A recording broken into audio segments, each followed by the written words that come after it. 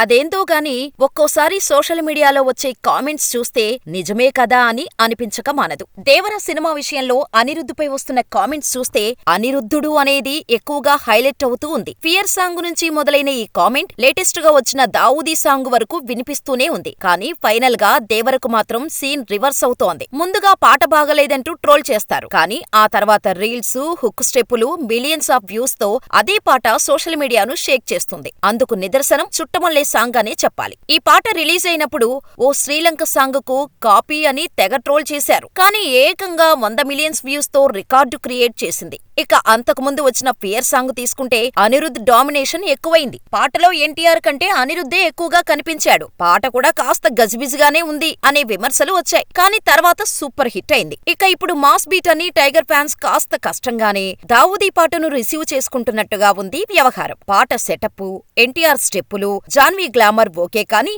అనిరుద్ధ్ మాత్రం తన పాటను తనే కాపీ కొట్టినట్టుగా కామెంట్స్ వస్తున్నాయి. గతంలో విజయ్ బీస్ట్ సినిమాలోని హలమతి హబీబో సాంగ్ నే అనిరుద్ధ్ దేవరలో దించేశాడని అంటున్నారు. ట్యూనే కాదు, హలమతి పాటకు దావూదీ స్టెప్పులను యాడ్ చేస్తే ఏది ఒరిజినలో తేల్చుకోకుండా ఉందంటున్నారు. స్టెప్పులు కూడా హలమతి హబీబోలాగే ఉన్నాయని కొందరు ట్రోల్ చేస్తున్నారు. కానీ ఈ పాట మాత్రం సెన్సేషన్ క్రియేట్ చేసేలా ఉంది. రిలీజ్ అయినప్పటి నుంచి ఇండియా వైడ్ నెంబర్ 1 ట్రెండింగ్ లో ఉంటూ మిలియన్స్ ఆఫ్ వ్యూస్ తో దూసుకుపోతోంది. కాబట్టి ముందు నెగిటివ్ గా ట్రెండ్ అయినా ఈ సాంగ్ కూడా హిట్టే అని చెప్పాలి. కానీ అనిరుద్ధుడు అనే కామెంట్ కు చెక్ పడాలంటే దేవరా నుంచి ఒక సాలిడ్ ఫ్రెష్ సాంగ్ బయటకు రావాల్సిందే.